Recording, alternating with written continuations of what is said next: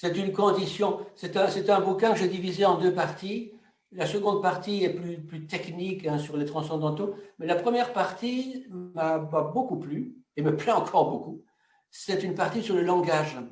Alors, comme vous savez, le langage est peut-être le thème le plus important de la philosophie du XXe siècle et de notre siècle maintenant, sous de multiples apparences. Hein. Mais je prends par exemple le cours de linguistique générale, non, hein, de Saussure, venant de Saussure, et quand il distingue dans le monde du langage, quand il distingue la langue et la parole, moi ça m'a fasciné. Parce que le mot parole, voyez-vous, on ne peut pas penser le mot parole sans penser le verbe parler. Et parler, c'est toujours parler à un autre. Donc on est situé immédiatement dans un monde d'altérité. Et si le titre Patience d'être, je me suis souvent demandé, patience, pourquoi je vis ça? Peut-être parce que, vous savez, les impatients n'écoutent jamais rien. Hein.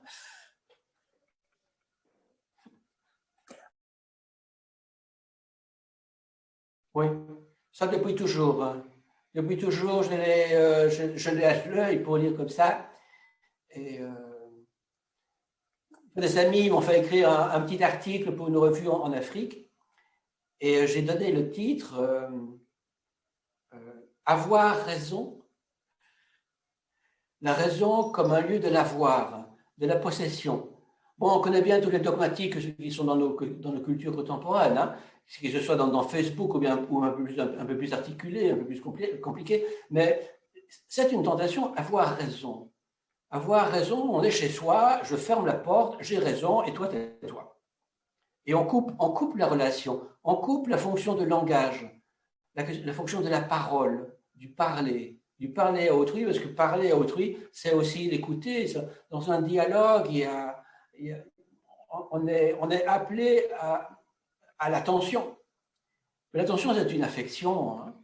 L'affection, le sens premier de l'affection, c'est peut-être recevoir. Moi, j'essaie de distinguer ce qui est émotion, affection et passion. L'affection, c'est le moment mixte. À un moment, on est touché par un événement, quelqu'un qui a un ami qui a des gros problèmes ou des problèmes dans le monde, etc. Et puis alors, on est touché par ça. Et maintenant, qu'est-ce que je vais faire? L'affection est un lieu de dynamisation qui dynamise la recherche intellectuelle. Je ne crois pas qu'il y ait de grands savants qui ne s'intéressent pas à leurs travaux. L'intérêt. Il y a de l'intérêt. Hier, j'ai dû faire des conférences ces derniers jours. J'ai rencontré le mot désir. Le mot désir appartient à la raison. Une raison sans désir, c'est une raison qui est molle, ou qui est contente de ce qu'elle a obtenu. J'ai raison. Voilà. Il n'y a pas de désir de se mettre en cause ou d'aller plus loin. C'est pour ça que souvent, avec le temps moderne, hein, déjà avec les anciens, mais encore, vous savez, une fois je me demandé Aristote et son traité sur la poétique. C'est un traité qui fait, ou la rhétorique, c'est un traité qui fait partie des premiers bouquins de logique. Comment met-il la rhétorique au milieu des livres de recherche de logique? Parce que c'est comme au XIe siècle, il y a eu des textes fort intéressants sur la sophistique.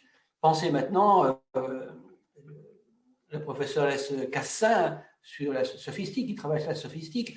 Il y a là des thèmes énormes qui nous permettent de reposer la question de la validité d'un discours qui se clôt sur lui-même et qui donc ne peut pas être métaphysique. Parce qu'une petite idée que j'ai, c'est que le mot métaphysique, on sait d'où on part, mais on ne sait pas où on va. Hein.